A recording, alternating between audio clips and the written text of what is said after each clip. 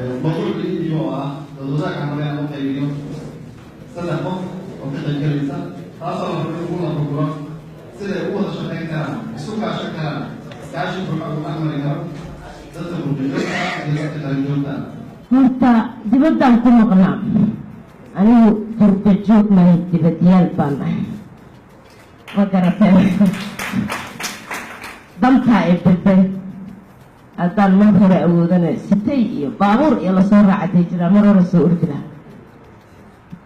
iyo haddii wadno meel kale la iiga keenayaan qabo marka aniga cilmigayga ka sokee waxaan aada u xiiseeyaa barashada aadamaha taasna waxay igu kaliftay inaan la sheekaysan karo dhalinyaro waayeel caruur inaan la jaan qaadi karo ani maadaama waalidkayga isboortis ahaa allah raxmat raaximiin faarax weliye cabdo waxaan jeclahay intaan awoodo inaan dhalinyarada dalka joogta qurba joogta inaan xiriirkooda u isgalo muxuu ku geli karaa maxaan ku heshiin karnaa horta inaan meel iska dhigno qurba joogta dalkay ka carareen annagaa dalka joogno annagaa dalka xaqu leh dambiile dareensiinta victimization dagaaladii sokeeye wixii ka dhacay wixii dad soo biilay wixii arday jaamacad ka baxay waxa soo dhiibay waa qurba joog taas waa in laga mahad celiyaa messajkan u dirayo qurba joogta waxay tahay fadlan markaad dalalkiina ku noqotiin inta aragta usii sheegtiin saan u yarayna tahriibka waxaa la joojiyaa diyaasbarana ogahay inay nolosha tilac ahay guryo qililiga ku jiraan in beenta ay faafinayaan laga joojiyo social mediada saan u yarayna inay caruurta inaga tahriibaan ee badaha inagaga dhintaan waxaan rabaa inaan qurba joogta kula dardaarmo intii aad tahriibin lahayd ama aad qof faamiligaagaa wadi lahayd lacagta 15 kun 18 kun aad ku wadaysid ugu fur business si dalkiina maalgashi ugu sameeyo shaqo abuurna dadka ugu sameeyo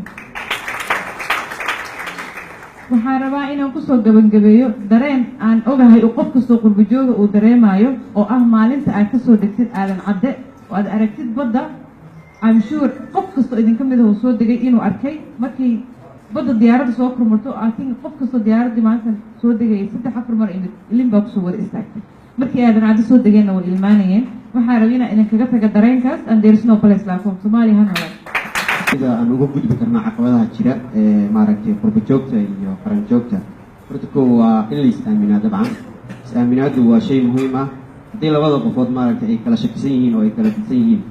runtii ma imaanayso xal ma imaanayo marka ugu horeysa horta waa inaan is-aaminaa oo maaragtay aan dareennaa dalkan inuuna deeqo oo maaragtay aan ka wada faa'iidaysan karno midda labaad oo aan rabo maaragtay qaabka